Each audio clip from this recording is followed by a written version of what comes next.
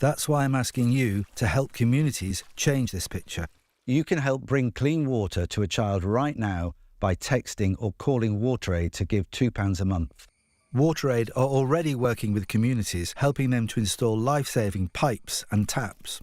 With clean water, everything changes. The children are full of energy, full of hope for the future. WaterAid have already brought clean water to nearly 30 million people, but we can't stop now. Today, 1,000 children will die from dirty water, poor sanitation or hygiene. So please text the word water to 85525 or call WaterAid now on 0800 277 0990 to give £2 a month. It's pandemonium, it's pandalicious, it's fantastic. It's the world of Panda Bingo. I like to make a cup of tea, get settled on the sofa and play Panda Bingo. It's like a little bit of me time. Well, me and the pandas. Whether I'm out and about on my mobile or just at home on the laptop, I can play my favourite Panda Bingo games anytime, anywhere. I just love it. Brilliant bingo rooms, great games, out of this world offers. Join today at pandabingo.com/bingo. In today's interconnected world, India's voice is more crucial than ever. When India speaks, the world listens. At NDTV World, we are that voice, bringing you intelligent and insightful news from India and beyond. From geopolitics and diplomacy to economic shifts, migrations, tech disruptions, and the stories of our diaspora. We cover the news that shapes our global future. NDTV World, your new home for global news, is here.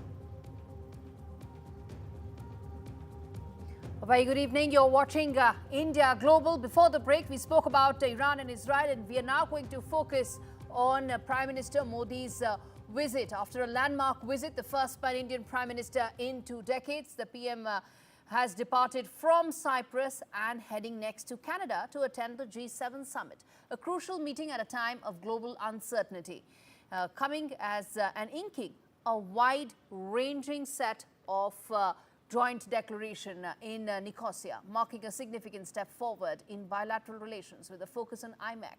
Yet Cyprus is not just a stopover, viewers. It is a strategic move, picking the country as his first foreign visit after Operation Sindoor, signaling to Turkey, which openly supported Pakistan during the recent hostilities. I want to first play out the soundbite of Prime Minister Modi and the Cyprus president, and then we move ahead.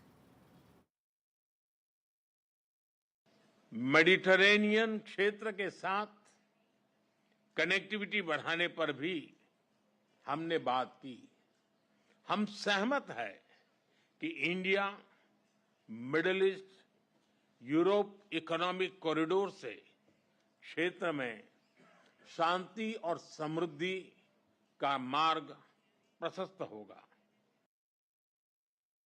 हमने United Nations की जो charter है, protection of universal values, dependent territorial integrity किसी भी देश की, और प्रधानमंत्री जी की यात्रा के दौरान हमें अवसर मिला है कई ऐसे विषयों के बारे में चर्चा करने का, जिसमें कि द्विपक्ष हमारे जो देश हैं उसके बीच के संबंध के बारे में बात की, भारत और ईयू के संबंध के बारे में बात की। इसके अलावा हमने एक क्षेत्रीय जो स्थिति थी और आईमेक के अंदर हमारी जो सहयोग है, India middle east European corridor, इसके बीच में हमारे सहयोग के बारे में भी बात की है।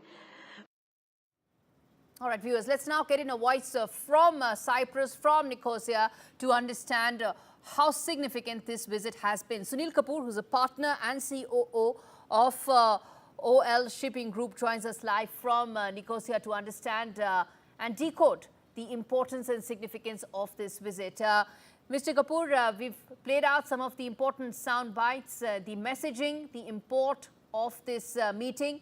Explain to us, talk to us about, in your opinion, what was the biggest takeaway of this meeting? Actually, it was a very important meeting, and I think Mr. Modi has done and gained quite a lot of things during his one-day visit here.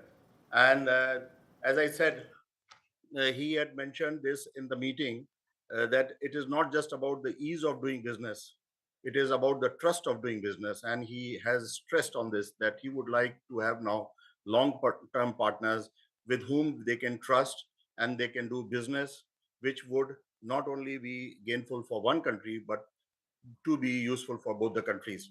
So I feel this visit is not just a symbolic, it is a turning point for deeper and strategic future cooperation.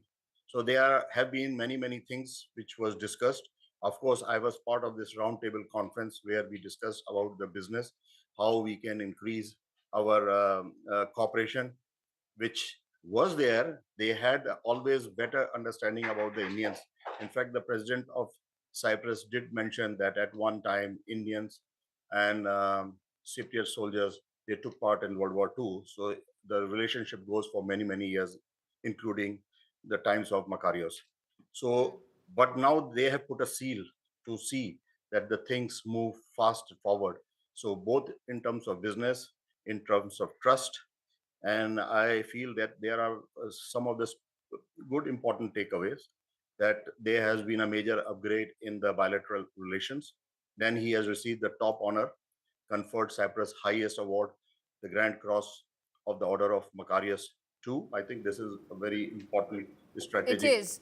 It's also yeah. the messaging there, sir. And I want to understand from you here the geostrategic messaging, and at the same time, the larger economic partnership from the point of view of linkages, Mediterranean Sea linkages, deeper linkages with regard to trade partnerships. How do you see, and also renewable energy, another very important area for India, given how we want to protect our energy interests. How do you see all of them from here on? So the maritime will play a very important role. And this has been discussed in our roundtable conference. We were about 4 or 5 people from the shipping background. Cyprus is a major hub for ship management and ship owning.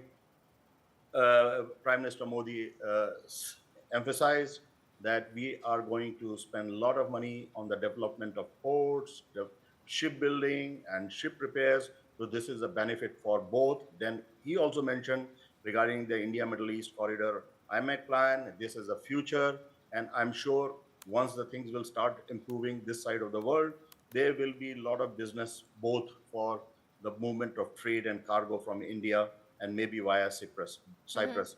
Both believe in prosperity, both believe in peace, both the countries believe. So there are many shared outlooks. So somehow Cyprus has the mode of operation and doing business completely different from what India. But now I see things have dramatically changed, and this will actually bring both the countries together. All right, Mr. Kapoor, we leave it there. Sunil Kapoor joining us live from Nicosia to decode the importance and significance of this visit by the Prime Minister to Cyprus. All right, viewers, now shifting focus, turning attention now. Well, Prime Minister Modi is now en route to Canada's Alberta for the G7 summit. Not as a member, of course, but as the most watched guest. Now, why is this invite shaking up the world stage? Well, relations between India and Canada have been in the deep freeze. Spy accusations, expelled diplomats, unchecked Khalistani extremism across Canada have divided the two countries. But now, new Canadian Prime Minister Mark Carney says India is simply too big to ignore. All right, before we move ahead, and also we get in our guest. Viewers, at the end of the day, it's important to point out that India is now the world's 4th largest economy, the biggest growth engine, and also set to play a major role in terms of what are some of the key important aspects that the world leadership needs to take an account of. Fast becoming the world's supply chain lifeline, G7 will have to tackle climate, it will have to tackle AI, it will have to tackle global security. The West has realized that such important talks cannot be done till the time India is in it. From tensions to talks, is this a breakthrough or is it Ottawa's diplomacy under pressure? Well, either way, at the end of the day, all eyes will be on Prime Minister Modi and India. Let me now quickly turn attention to the big questions that we are putting on the show. First up, is this going to be, let's put the first question out. The first question is this a clear message to anti-India elements? Secondly, is this going to be a major reboot in terms of India-Canada ties? Prime Minister Modi and Mark Carney meeting, is that going to happen, a pull aside? And if so, what's the kind of message that will send and reboot the entire relationship in its larger entirety? Let's get in Ambassador Satish Mehta, who is India's former Consul General, and we also have Kushal Mehra, an author, podcaster, a very popular personality in Canada. Thank you so much, gentlemen, for joining me. And Ambassador Mehta, let me start with you. The significance of this visit, this meeting, at a time when, as I said, put the context in place, the India-Canada relationship recovering from its lows. Prime Minister Gandhi does not carry the baggage of former Prime Minister Trudeau, who was very deeply linked with the Khalistanis and partly because of his dependence upon NDP party for the survival of his government. Now, Prime Minister Carney does not have both these baggages with him. And I think I think it is a reboot of the relationship. Prime Minister Carney called Prime Minister Modi, inviting him, albeit a little late. But then the government has just come, and also before that, the Foreign Minister of Canada, Anita Anand, spoke to Foreign Minister Jaishankar. So I think the stage had been set for rebooting the relationship, and I think it's a very healthy development.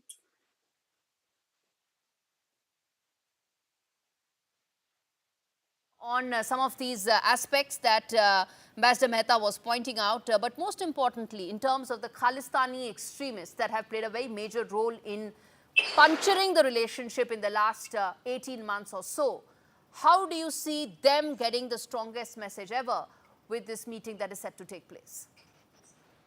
Well, Carney has actually followed what a former Canadian Prime Minister had done. That was Prime Minister Harper. The irony is that Prime Minister Harper was a conservative and Carney is a liberal, but both of them are following a very similar pattern. So what is that pattern? The pattern, as far as Prime Minister Harper was, he had a simple rule: I'm not going to entertain any extremist element, irrespective of their caste, creed, religion, or ethnicity. And as far as Carney is concerned, I would not say that he's following the same pattern, but in terms of at least extremists of a kind, he's not playing footsie with them. These are good signs, but I would like to add a major caveat here. We have to be very cautiously optimistic with Canada because the deep roots of the Khalistani elements inside Canadian polity are something that should not be washed away. I mean, I'm in Calgary right now, and I'm going to be there at the G7 summit. But the point is that these elements need to be tackled with in a very deft manner. And I think as so far so good, but I would say cautious optimism is the right word here. We should be optimistic, but we have to be very cautious because you never know when things go south here in Canada. Interesting meeting that is taking place.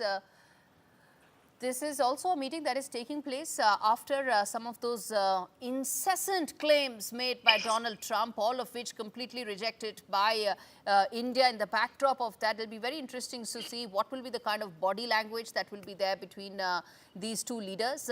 But Ambassador Mehta, in terms of your expectation, while there's very little time that the PM will be in Canada, but most of the times it is about the messaging, the strategic direction in which the relationship is set to go. In your assessment, do you see the recovery of people-to-people ties being the first major impact after this visit, or some of the other aspects that you would like to highlight? Well, I think it would. So let's look at the key pillars of the relationship. Bilateral trade has been going uninterrupted. Between 23 and 24, it has increased by almost 20% if you include bilateral trade in goods and services. And Canada has a bit of trade surplus with India if you include both these. And it's about 32 billion Canadian dollars. Not something to scoff at. So that's one thing which has been working regardless of the political relationship. And I'm sure it's not lost on Mr. Khan. The second thing is, I think one has to be very clear about this Khalistani movement. First of all, it's not a very large majority of people who believe in this, number one. Though they are very vocal and perhaps are able to drive others. Number two, what does it mean? I see people sitting in Canada with Canadian passports trying to break India. Which country would accept that? Would Canada accept that if we sat in India and started supporting the Quebecois movement? This is just not done. And I think Canada has to stand up to it, and the political leadership has to stand up to it. And the fact that Mr. Stephen Harper won 3 elections without the support of such elements shows that they don't carry much credibility or credence in the Canadian society. Because just the compulsions of Mr. Personally, yes, his inclination, and secondly, his political compulsion of leading Jagmeet Singh's party for survival was the reason. Now both those are out of the equation. Yes. And Mr. Good is out of the equation, and Jagmeet is also out of the equation. He's lost the election. He's irrelevant now. Yes. He lost the election, and he's no longer the party. Exactly. So I think I would be a little more optimistic than my other friend on the panel. Right. About the direction of the relationship. There's a lot of goodwill. Okay. Kushal Mehra, in your assessment, while you're erring on the side of caution, for want of a better phrase, what, according to you, could be the one milestone that this visit may achieve in terms of providing the much-needed thaw, or do you think any specific areas where you expect the recovery to be sharper in terms of the India-Canada relationship? Well, people forget that one of the most important aspects is that Canada is a resource-rich country. Critical minerals are something India is going to need a lot more of in the coming decades. Canada is one of the largest suppliers of critical minerals in the world. If I am correct in my research, I think India only is able to source critical minerals through the Dubai route. Now, if we are able to change that and have a direct relationship with Canada over there, and both countries benefit. Canadians make more money because the wire media is cut, and they can maybe clock a better profit, and the Indians can have a better relationship with Canada. I think India and Canada trade is way low than what it's supposed to be. It should be way more. And let's not beat around the bush. The Khalistani element is the reason that both countries are not able to even trade more. Yes, whatever trade exists has been happening, but it could have been a lot more. As far as the people-to-people ties are concerned, I don't understand why do we need to bother about the people-to-people ties? They never stop. Canada has almost 7% of the Canadian population is of people of Indian origin. But once again, I see this has been the line that everybody inside the Indian intelligentsia keeps taking. Oh, the Khalistanis represent very little of the society. But what they don't understand is how the Canadian system works. The Khalistanis have rigged the Canadian primary. The Canadian primary is not monitored by Elections Canada. You could name yourself Ding Dong and register for the Canadian Liberal Party primary. Who proved it? I did. I did it myself. I registered myself as Ding Dong. And I ended up being qualified to vote for a Canadian primary, which is where the Khalistanis gamed the system. So even though they are a very small representative sample, they are able to punch way above their weight because they are finding lacunas in the Canadian system to say that we should not have this caution. They will still rig the primaries. For example, look at what the candidates in the CPC were. Forget the Liberals, the Conservatives, the party of Prime Minister Harper. Yes. which was then Prime Minister Harper goes, Pierre comes. Who are these people? My simple question to the conservative members of Parliament of Indian origin is, do they condemn Khalistan at a conceptual level? Will one person stand up, irrespective of them being a Hindu or a Sikh? Irrespective of them being a Hindu or a Sikh. So let's not play this down. We have to be cautious. We have to be firm with the Canadians when we sit across the table and say we will not tolerate this. You want to trade with us? We're more than happy.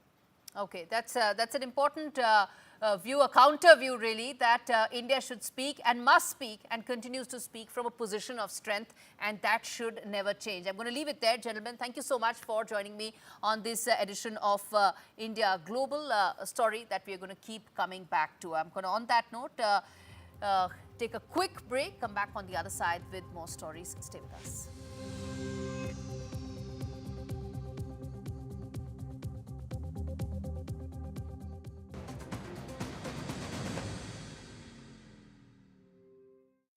If you won't do it for you, do it for your dog, who's upset you didn't hear his whining. Book a free hearing test at bootshearingcare.com.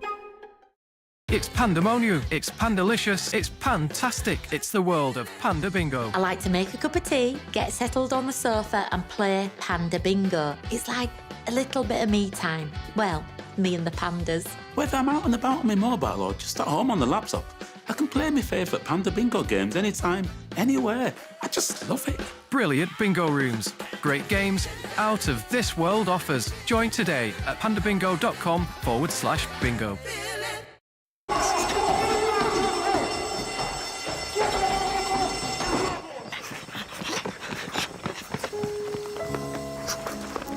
What's wrong with the car? It's okay, lads. I'm with the AA. Bombay mix. Because the AA has more expert patrols across the country, you'll be back on the road in no time. No wonder more people choose the AA. Join today. I'm in. Okay, now, you can have a great first day. I promise, all right? Give me that. Your donations helped 3D print his heart to guide his surgery and saved his life with a groundbreaking innovation.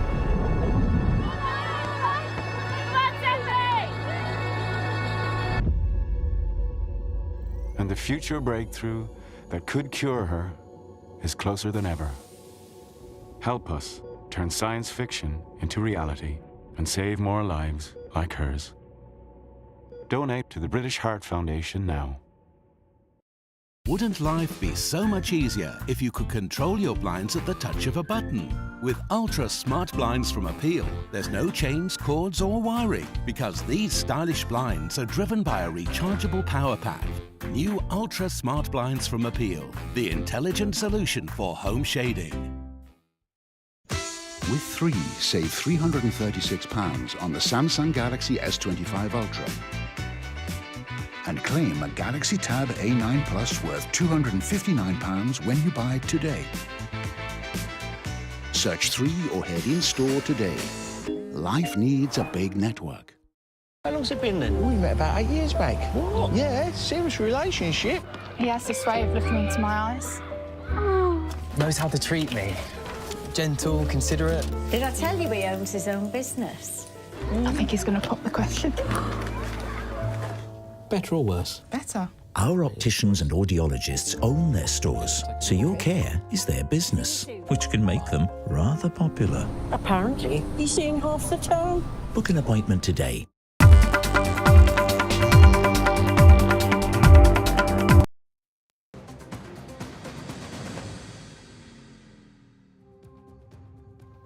Viewers, amidst the escalating tensions between Israel and Iran, Iran students in Tehran are being evacuated to the city of Qom, which is 148 kilometers away.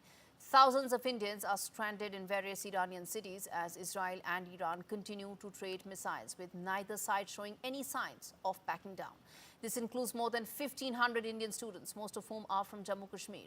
9 students from Karnataka are studying medicine at the Shahid Beheshti Medical University near Tehran, the capital of Iran.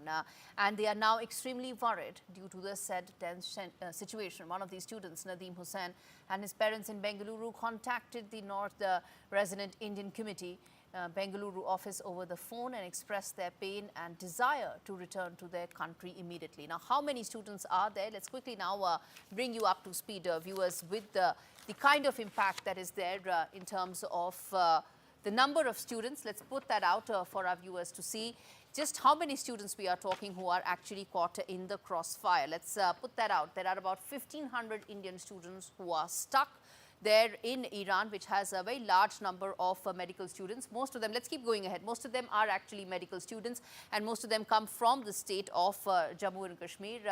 The Indian embassy is in constant touch with most of these students. That's an important factor, because at the end of the day, communication is the single most important factor, given the uncertainty and anguish that these students are feeling. They are going to be evacuated by land. Let's keep moving ahead. Via land. And Iran has told India that given the fact that the airspace is shut, it is the land borders that remain open and could be used for any evacuation whatsoever. Now, what is going to be the route, the possible route for all those who want an evacuation? Let's put that out. That evacuation route could actually be Tehran to Qom to Gilan, and then it could be to the Armenian border, where those students who want an evacuation can actually take that route. Those who just want to be moved to a safer place needn't go all the way till the Armenian border, but this is likely to be the broad route that they will take. Now, on that note, let's quickly now put out some of those important sound bites, and let's hear out some of the students who've been reaching out to the Indian authorities asking for help in these distressing times. Third-year medical student from Tehran. Right now, we are getting relocated to Tehran outskirts, just because the strikes are continuously going on. The strikes from Israel, and you see the smokes around, the flames around. It's all chaos here. The routes are closed. We have been stuck. Right now, completely stuck. We don't know what to do. The atmosphere is so tense right now. At this point, हमारे जो भाई हैं Tehran university के जो students हैं, उनकी boys Dom के नज़दीक ही हमला हुआ है, and they have also been affected by the attack, और कुछ जो स्टूडेंट्स हैं वो ज़ख्मी भी हो गए हैं. सो वो हालत हमारी भी ना हो जाए, उससे पहले प्लीज़ हमें इवैक्यूएट कर दिया जाए, क्योंकि इस पॉइंट ऑफ टाइम पे ना हमें वाटर सप्लाई है डॉम की, ना net, internet is very weak. Internet बिल्कुल भी नहीं चल रहा है, ना मैसेज जा रही है, ना आ रही है, ना प्रॉपर्ली कम्युनिकेट कर पा रहे हैं हम किसी से भी. और ऑन टॉप ऑफ दैट अभी शायद इलेक्ट्रिसिटी भी चली जाएगी, और उसके बाद हमारा वाईफाई भी डाउन हो जाएगा, जिस पे हम अभी थोड़ा बहुत इंटरनेट चला रहे हैं, और उसके बाद हम शायद बिल्कुल भी कम्युनिकेट ना कर पाएँ. तो please I request LG Manoj Sinha, NCM Omar Abdullah, कि हमें जल्द से जल्द इवैक्यूएट कर दिया जाए. Viewers, with that, it's a wrap on this edition of India Global. Thanks so much for watching.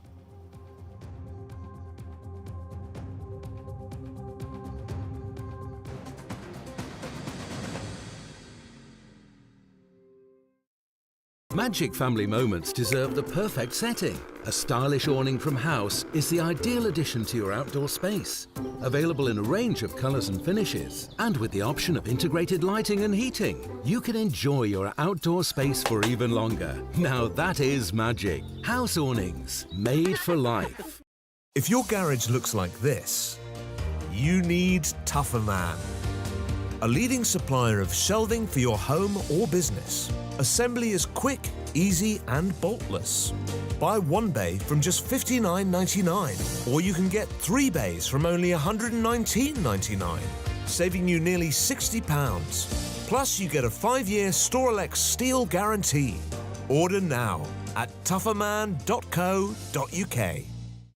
Panda Bingo is the home of brilliant bingo rooms, great games, and out-of-this-world offers. It's absolute pandemonium at pandabingo.com/bingo. I bought cars on finance, so I've made my claim. If our lenders charged hidden commissions, then I'd made my claim. I could be on thousands. I've made my claim. I've made my claim. I've made my claim. I've made my claim. It's so quick and simple. You could be owed thousands in hidden commissions from vehicles bought on finance since 2007, even without the details. I've made my claim. Trust myclaimgroup.co.uk. Claims made simple. Just because my kids are growing up and have little ones of their own doesn't mean family life slows down. I'm busier than ever. Now that I'm in my 60s, I want to make sure that my family has enough to cover my funeral costs and other expenses when I'm no longer around. That's why I decided to learn more about over 50s life insurance from Cover Today. Cover Today are the only over 50s life insurer with no waiting period, unlike other insurers who could make you wait up to 2 years. With Cover Today, you're fully covered from day one. And you're covered for the whole of your life, so you can just get on with things. Plus, unlike other things in life, the price never goes up.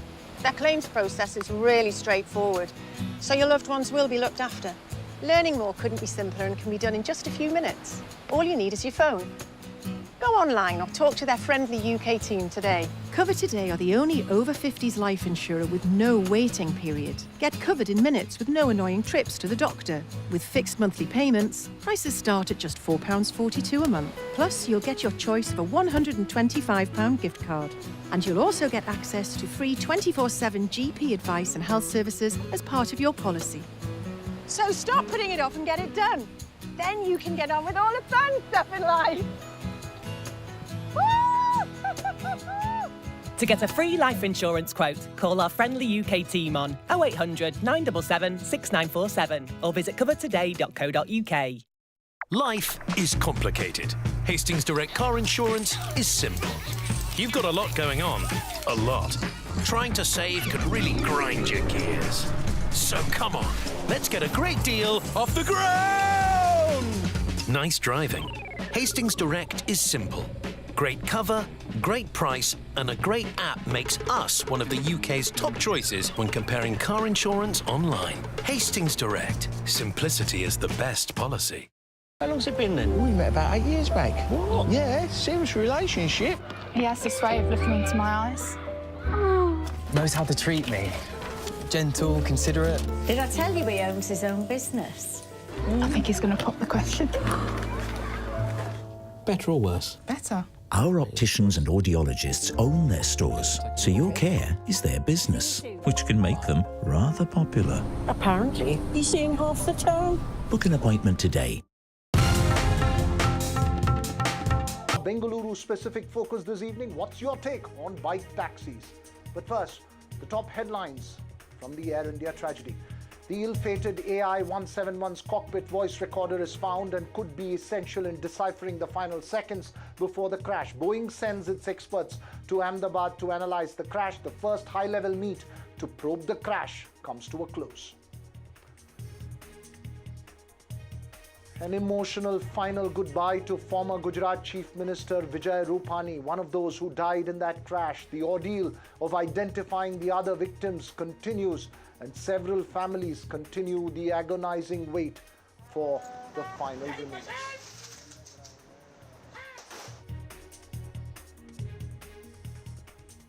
The Madras High Court makes scathing observations in an abduction case, orders the arrest of an ADGP rank officer, and comes down heavily on an MLA.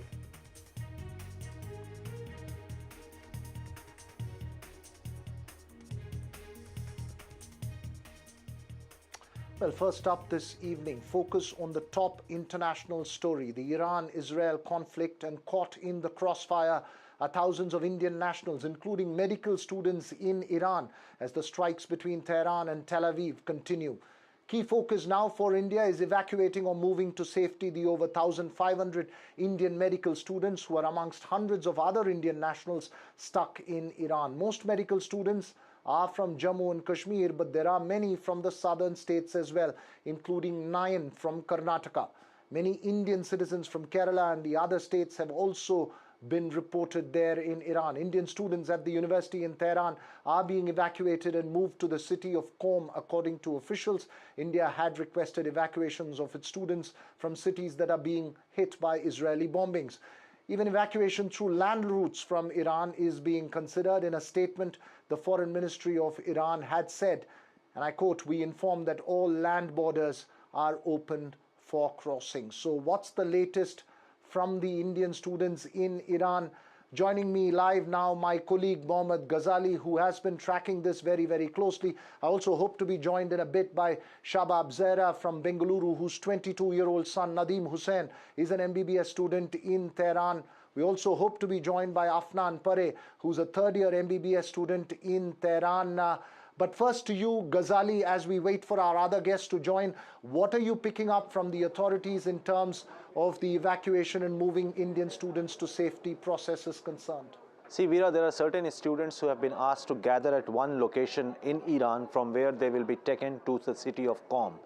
From the city of Qom, the border of Armenia is around 1,000 kilometers, over 1,000 kilometers. So as of now, the details of certain students have been gathered. It has been given to the Tehran authorities or to the Foreign Ministry of Tehran. An officer has been appointed by the Iranian government, Iran, but there are certain students who are studying in those colleges which is located in the areas which have not faced any aerial strike from Israel. But the problem right now is that how to cover the distance of more than 1,000 kilometers without facing any aerial strike, and it is almost similar to how India carried out that evacuation during the Russia-Ukraine war, that how students in Ukraine were evacuated after Indian authorities spoke to the Russian authorities to ensure that the Indian buses which were carrying Indian students is not attacked. So a similar kind of approach could be seen here, that Indian government will be in touch with the Israeli authorities to ensure that at the time when Indian students are being moved from one location towards the Armenian border, the land border, since all the land borders are open as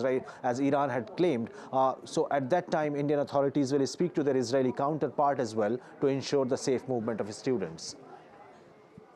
Right, as you say that, Ghazali, is there a state-wise breakup of people there in Iran? We believe in Karnataka, as per the government's own notification, that 9 students from Karnataka are there at the Tehran University, possibly along with the several other students from Jammu and Kashmir that you have been in contact with. And as you rightly mentioned, this is just one small segment of Indians possibly there in Iran.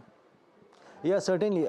This is one small group because the Indian authorities, the embassy officials in Tehran are gathering the details of all those who are studying in Iran. Now, that is happening with WhatsApp groups. There are multiple WhatsApp groups which are operational right now, where Indian embassy and embassy officials are sharing the contact details, the emergency numbers, and through which any Indian student who is willing to be evacuated are sharing their passport details and other details, their locations and all, and through which the Indian authorities there, the embassy officials in Tehran, are sharing the exact location, the details of buses, other means of transport, so that they all can gather at one point from where they will be relocated to the city of Qom. Now, the first phase of this evacuation involves the relocation, which is the internal relocation, and till the time everybody is, till every student is moved out of Iran, the embassy officials are also in touch with the community leaders, the local community leaders, for the safety and welfare of Indian students. Right. As you mentioned that, Ghazali, as I mentioned as well, we're waiting for Shabab Zara, whose 22-year-old son is there in Tehran, as well as possibly get through to a student there in Tehran, a third-year MBBS student. Just tell us, from the conversations you've picked up from students, is there anything specific that they've sent across as a message to their family and friends back home? What would be the key concerns of the families here? Because we believe that they are in communication with each other. See, Veera, we need to understand, and even the students over there, despite being in such a situation, in such a crisis situation, they also acknowledge the fact that this evacuation is not an easy task, because students are scattered in most of the areas of Iran. It is not; they are not just concentrated or studying in certain universities in Tehran, but they are studying in different locations, in different universities. Gathering the details, ensuring that everybody is safely moved out will be the priority of Indian Embassy. But obviously, certain students were also injured in the aerial strike. So there is a kind of panic among the students as well. They want to be continuously in touch with the embassy officials. That is why the WhatsApp groups which are operating right now, it is continuously buzzing with queries that by when and where they should be moved out and who will be assisting them, though the embassy officials and their local representatives are also coordinating with the students. Right, thanks very much there, Ghazali. Unfortunately, we've not been able to connect live to both the parent in Bengaluru of the 22-year-old MBBS student as well as to the student we were hoping to cut through live across in Tehran. But my colleague Nihal Kidwai has this report. He spoke to one of the families of those who are looking at how to bring back students from Tehran. Listen in. Day 1 से जब attack हुआ तो सूरत हाल चूँकि मैं media को अच्छी तरह से देख रहा था कि किस तरफ जा रहा है, तो मैं